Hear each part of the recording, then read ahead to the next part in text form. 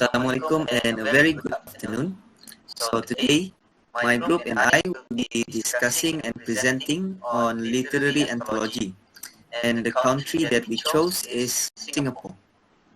So now let's look into the introduction first. So first and foremostly, Chinese, English, Malay and Tamil are the four official languages of Singapore, and all these languages are all used in Singapore's literature. Next, the development of print culture in the British colony helped the various literary genres flourish in the late 19th and early 20th centuries. However, after the country gained its independence in 1965, English began to take center stage in both the academic framework and also social system. So, English began to take center stage in both the academic framework and social system at large as part of the new administration's effort to modernize the nation. So, English was viewed as a language for management, business, and scientific and also technological advancement, while Chinese, Malay, and Tamil were recognized as mother tongue languages to give Singaporeans cultural ballast. So moving on to the next slide.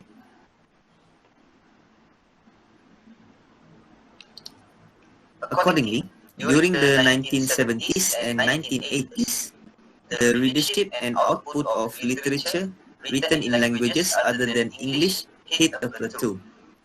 Nevertheless, since 1999, when the government began implementing the Renaissance City Plan to revive Singapore's arts and culture, there have been a number of initiatives to raise the profile of modern Singaporean writing, both domestically and abroad. Also, a number of works by cultural medallion winners in other languages have been translated into English, which is still Singapore's official language, in order to bridge the linguistic and literary gaps created by the state's mother tongue policies. Literary anthologies are also essential tools for expressing and also negotiating ideas about national literature and also national identity. And the expanding worldwide presence and interest in Singaporean writing are also shown by a number of anthologies featuring both Singaporean and authors from other nations. So that is all from me. We move on to the next presenter.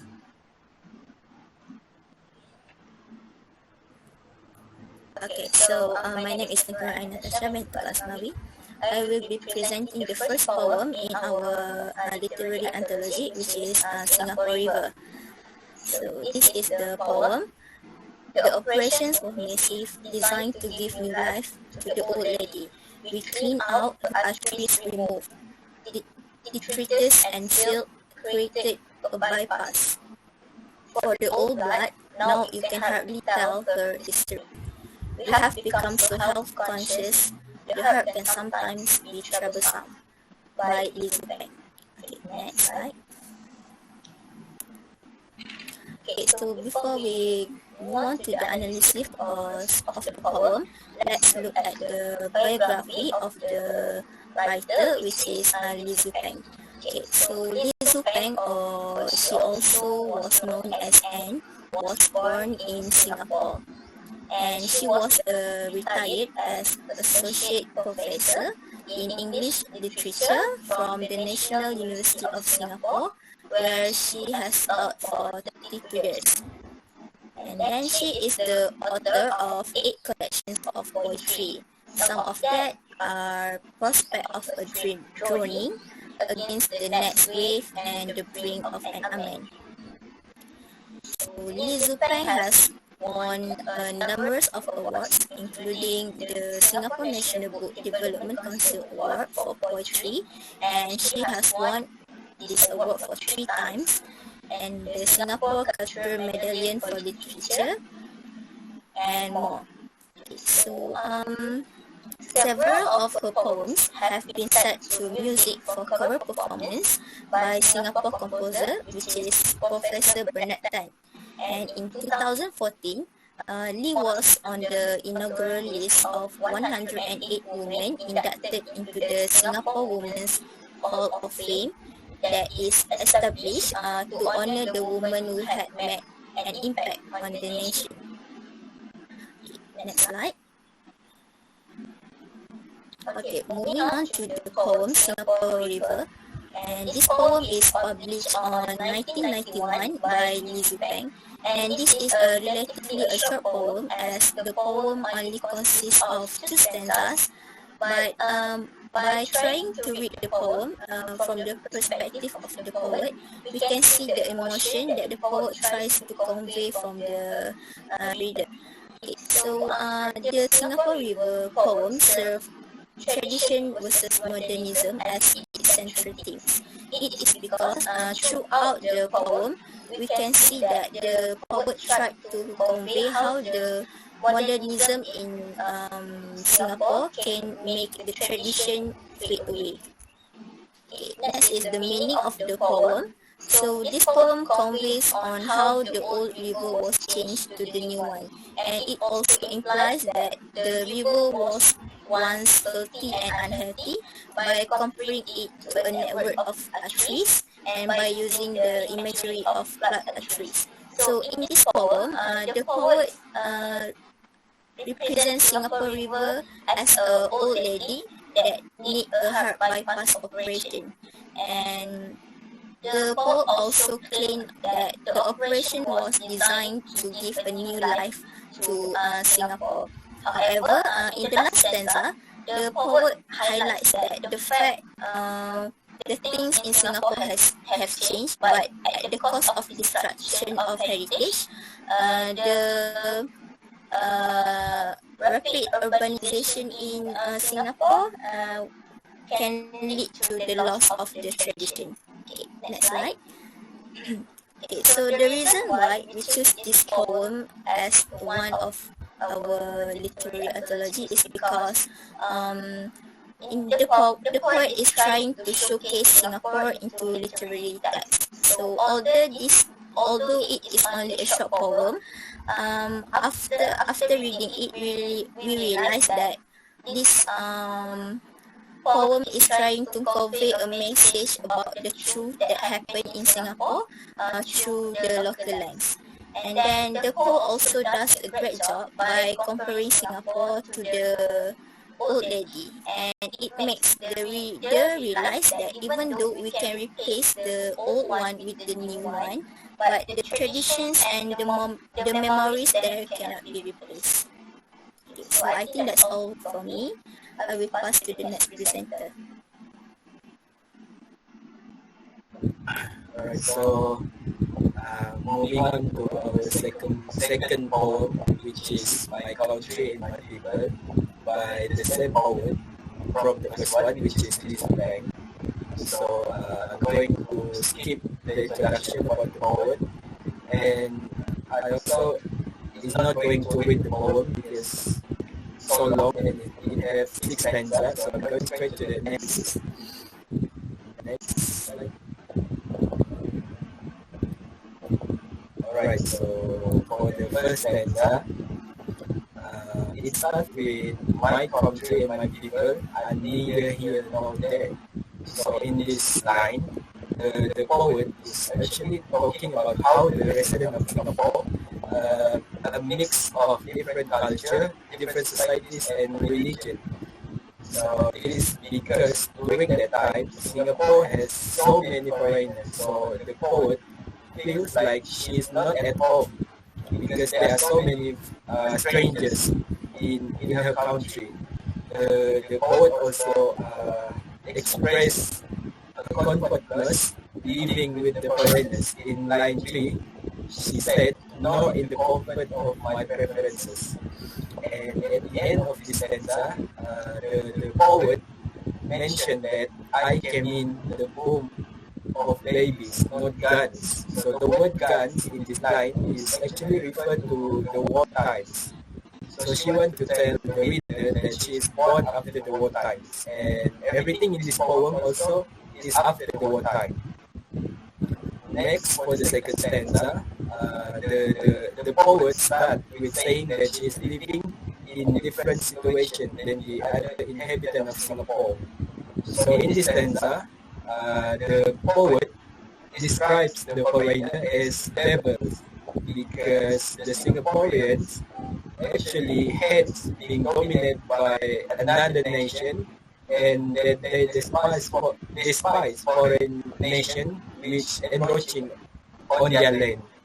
For example, when Singapore got invaded by Japanese during the war, they were forced to learn Japanese in school, and this is why they hate it. And in the last line of the second stanza, the poet said, "I had only my household cares," which can be interpreted as she is implying that she had a lot of housework to do. So she also describes the difficult living condition she was in during that time. Next. Right, so for the third stanza, the poet showing how the city was changing in ways that were not advantageous for them, that do not benefit them, and left many people be victim of poverty. She, in our opinion, want to show us how these foreign devils were taking everything that was valuable to them and making their life difficult. And then in line, then I learned to drive instead and press the highway till I saw them chop the great trees down. The poet shows us that the city is undergoing a change that's supposed to be better, which is from old to new, where they built a highway for the cars but chopping down the trees that can result to more problems like natural disasters.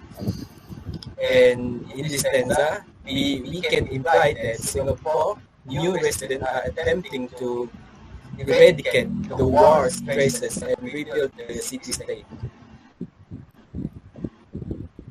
Next. So for the fourth stanza, the poet just continues the negative connotation where she said they built mini flats for a multi-mini society, and then she said the chisel profile in the sky took on a lofty attitude, and it made the foreigners, the devils, feel at home while they are not. And in the last two lines of this stanza, the poet said that she never understood Singapore and understand the belief and culture of Singapore. Moving on to the stanza number 5, the poet talks about how she grows up. It shows that the poet has grown up in a multicultural society with a variety of languages and cultures. In second line, which is with my gentle brown-skinned neighbor, the poet actually refers to Malaysia because Singapore is literally next door to Malaysia. Finally, for the last stanza, the poet begins to accept everything, and in line 3 of the last stanza, she said, "and perhaps fence-sitting neighbor." So this could be either means a real neighbor or even someone of a different race. So from this line, we interpreted it as the poet already accept the foreigners that she called devil, because in the last line of the poem, she said, "My people and my country are you, and you my home." Alright, so next slide. So for the themes of this poem, we can say that the poem theme is modernism because the poet shows us that Singapore has been a place in a rapid change that not advantageous for them. They built highway, but they are chopping the great trees, and it also makes the foreigner feels at home. And the second theme is search for identity, because Singapore during that time have no fixed identity as it is now. During that time, they have multicultural societies and religion that came from the foreigners. But today, as we can see, majority of Singaporeans are Chinese and Christian. Last but not least, the reason why we choose this poem is because this poem is a good presentation of how Singaporeans view their country, which is they view it as a gateway to a better life. We also got to learn what is their perspective to the changes and the foreign, which is they don't like it, and the poet herself called the foreigners devil because they take everything from them. And last but not least, the significance and message that the poet want to express in this poem, which is the background of Singapore, and not every changes lead to goodness. Some will make it worse. So that is all for me. Moving on to the next presenter. Okay, my name is Nur Aishahanis, and I will be presenting the short story that we have chosen, which titled Gender Equality, The Time Has Come, which is by Corina Lim. Okay, for the first part, I will talk about the author. Corina Lim is the Institute of Policy Studies 8SR Netherlands Fellow for the Study of Singapore. And this book is an edited collection of her 3 IPS Netherlands lectures, which was delivered in April and May 2021, and includes highlights of her question and answer segments with her virtual audience. And she also examines the most pressing concerns facing women in Singapore that contributes her insights to the National Gender Equality Review. She analyzes why gender equality in the workplace and home has not advanced more despite Singapore's promising start in the 1960s with the introduction of the Women's Charter and gender-neutral education. And she also looks at what Singapore should do to accelerate gender equality and tackles the issue of masculine norms that are harmful, support for family caregiving, and comprehensive sex education in Singapore. And the IPS Netherlands Lecture Series was launched in 2014 as part of the SR Netherlands Fellowship for the Study of Singapore. And it also seeks to advance public understanding and discussion of issues of critical national interest for Singapore. Okay, for the next part, what is this short story is about? Okay, for this short story, she has investigated the most serious issues confronting women in Singapore and also bringing her findings to the National Gender Equality Review. In this short story, she also considers what Singapore could do to advance gender equality and addresses topics such as detrimental male stereotypes, assistance for family caregivers, and comprehensive sex education in Singapore. And she also investigates why, despite Singapore's auspicious beginnings in the 1960s, with the establishment of the Women's Charter and gender-neutral education, gender equality in the business and at home has not progressed further. Okay, when we talk about the theme, The theme in this story, which is related to the anthology, is gender equality. And when we talk about gender equality, we usually only concentrate on only one gender, which is women.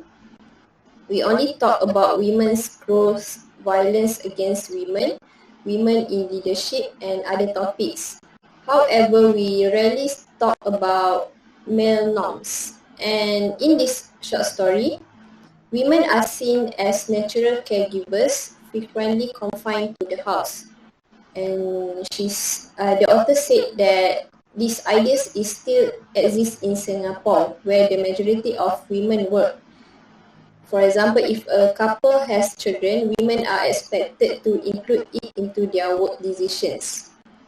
But for males, these expectations do not exist. This is according to the short story. And the reasons why we choose this short story is because this short story has been included because we believe that it is significant to the culture of the country that we have chosen. And the author has also done a great job in addressing the issues that concern Singaporean, which is the gender equality. And in conclusion, overall, this short story has shown the reality of living in Singapore and has been an eye-opener for everyone. For the next part, I will pass to the next presenter. Assalamualaikum warahmatullahi wabarakatuh. My name is Shalin binti Abdul Rahim. I will be presenting about the chosen film, which is I Not Stupid. Okay.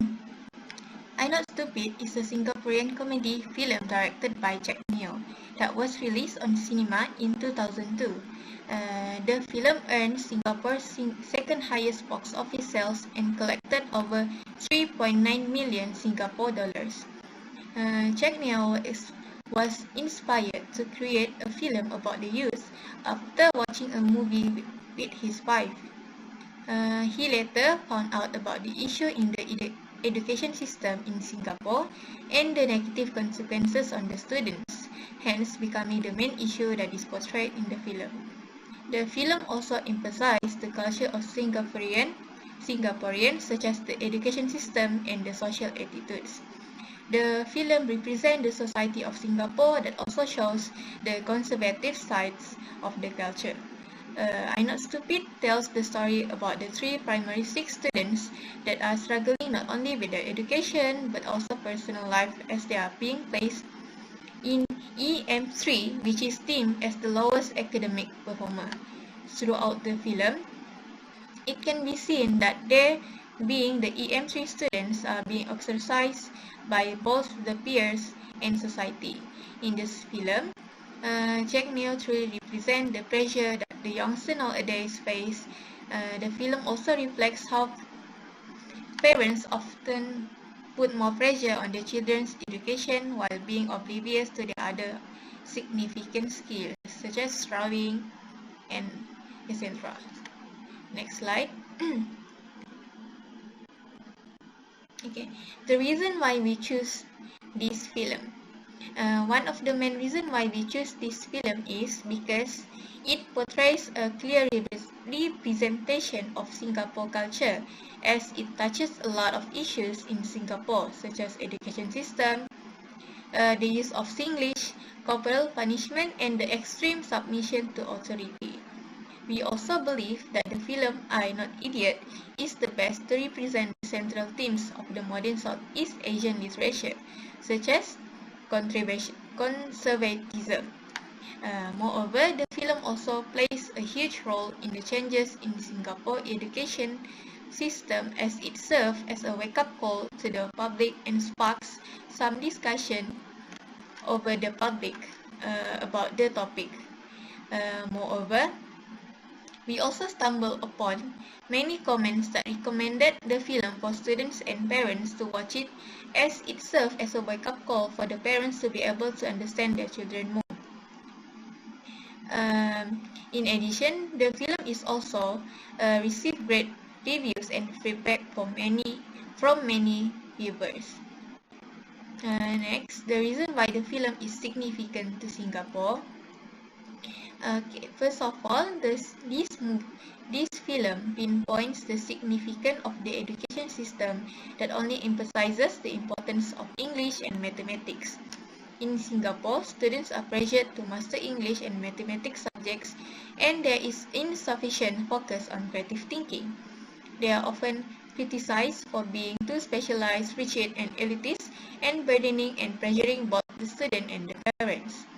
Moreover, the films also depict the conservative culture of corporal punishment towards the younger generation. This is one of the consequences of the education system in Singapore, as parents become more irritated and stressful over their children's academic. They tend to use corporal punishment to their children. In Singapore, this culture is still practiced by many parents to discipline their children that are disobedient and even to put more pressure on them to excel in their study. This film serves as a wake-up call to the older generation as it is able to create awareness of the consequences of this practice, especially to the younger generation, as it might bring negative impacts on them. Lastly, the film also emphasized the issue where Western people are seen as superior. In Singapore, Western people are often treated and deemed as the elite and superior compared to the local employees. Hence, one of the issues that are critically criticized in the film. Thus, the film inherently also reprimanded society to not look down on their own people and to stop treating the expatriate as superior. All in all, we believe that the film is significant to the chosen country, which is Singapore, especially the culture. Next slide. Okay, that's all from us. Thank you.